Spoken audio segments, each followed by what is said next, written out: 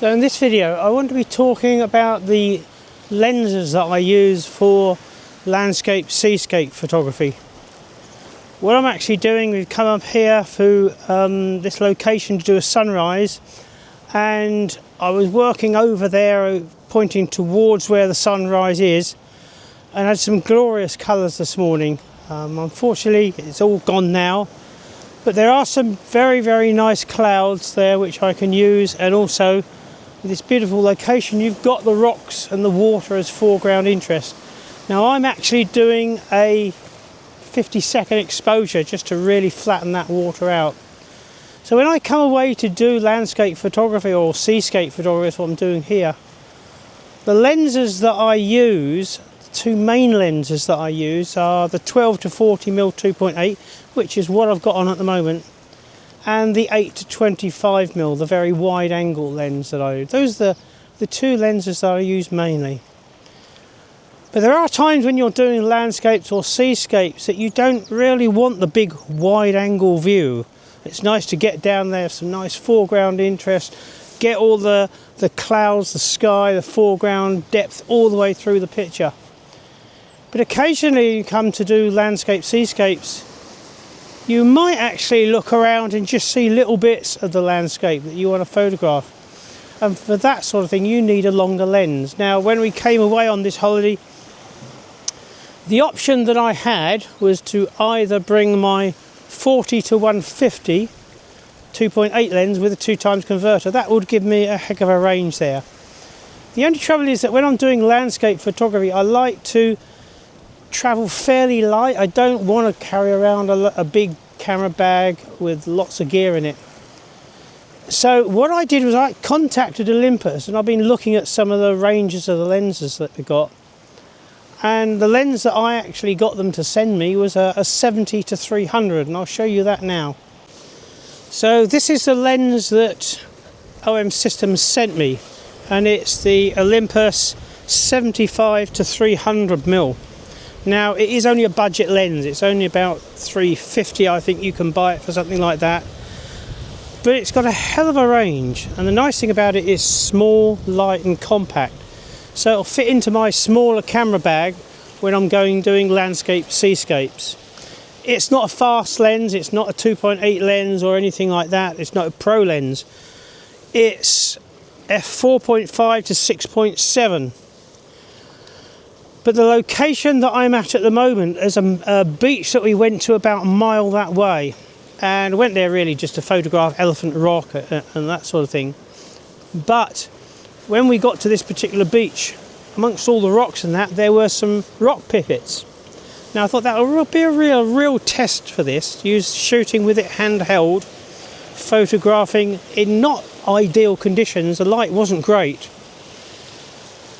I was actually surprised how nice some of the pictures are with this lens. I mean, people say, oh, it's all right for you, you're an OM Systems ambassador, you use all the pro lenses and that sort of thing. I don't use all the pro lenses. This is one that I'm seriously considering buying because of the lightness of it and the size of it. So I'll show you some of the pictures, and I've been using it for landscapes because sometimes when you're doing landscapes, obviously here I've got the 12 to 40mm, and I'm doing sort of wide angle sort of shots there. But when you're doing landscape seascapes, sometimes you can see little bits of the landscape maybe in the distance, or you can just single out a little section of the landscape rather than getting the whole thing in. This is where a lens like this really comes into its own. So I've been very pleased with some of the results from this. I haven't got back until I actually put them on the computer, blow them up to see how good they are. I won't really know, but I haven't bought this lens. OM Systems sent it to me as a loan just to try out for a month. But I've actually been really impressed with the quality that I'm getting from this.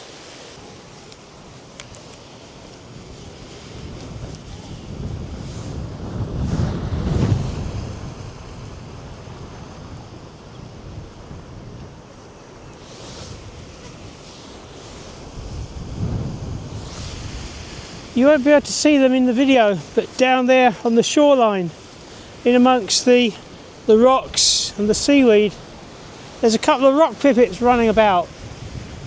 and I got some quite nice shots of them. Now, if I hadn't brought this 75 to 300 along, there's no way I'd have had the focal length to have got shots of birds. But I don't want to bring my big long telephoto along because it's too heavy to lug around. It's this holiday was a landscape seascape holiday. But just having this in the bag, it's quite small, quite light. I wouldn't say it's the lens, it's a budget lens. It's not anywhere near as sharp as, say, my 150 to 400 or even my old 300 f4. But looking at some of the pictures that I've taken on the back of the camera with this lens, I'm actually really quite pleased with them.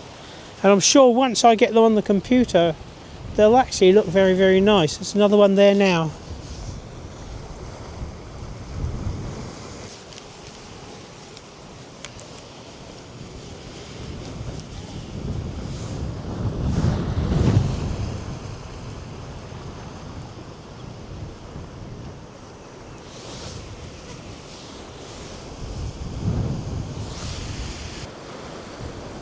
I still need to crop into the picture a little bit, but even still I'm really quite pleased with some of the pictures that I'm taking. They're taking absolutely no notice of me whatsoever. Now, I had got no idea that this opportunity would arise, that I'd come on a holiday to do landscape seascapes and actually have the opportunity to do bird photography. And I certainly didn't want to lug my 150 to 400 around all day long, or even if I still had the old 300. But this is actually so small and light, and the light's not great today, so I'll have to put the ISO up to ISO 2000, but I still think I'm going to get some very, very acceptable pictures. As far as photographing rock pipits, when you see them up ahead, the way to do it is to actually approach them slowly, take a few pictures, move a couple of foot closer, take a few more pictures.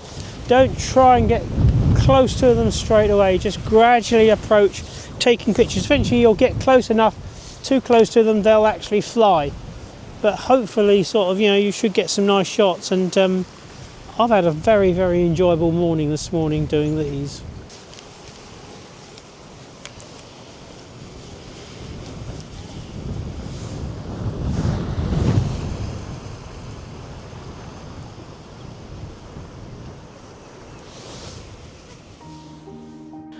So I'm going to finish off the video showing a few shots taken using the 70-300 during recent trips to the Yorkshire Dales and Northern Ireland.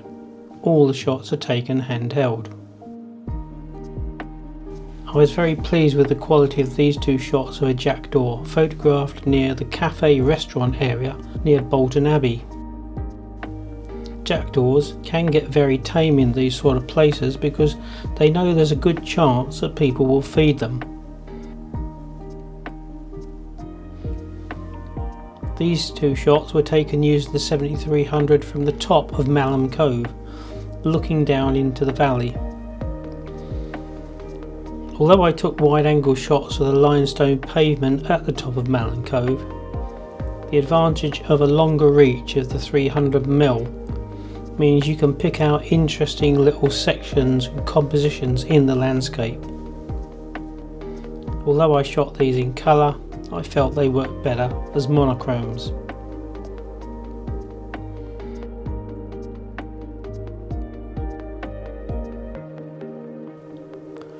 So I don't claim to say this lens is as good as any of the pro lenses that I normally use, but considering the price, the weight and the portability of the lens, it does have a lot going for it.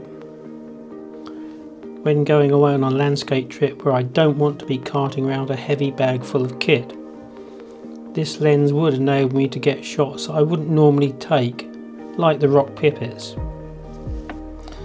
Having said that, I think maybe the 100-400 Mark II may possibly suit me better, but there again I have the disadvantage of the extra size and weight to cart around, so I have a decision to make as to what lens to buy. I hope you enjoyed the video. If you did, click on the like button and subscribe to be notified of future uploads. It does not cost anything to subscribe and it would be greatly appreciated. Thanks for watching.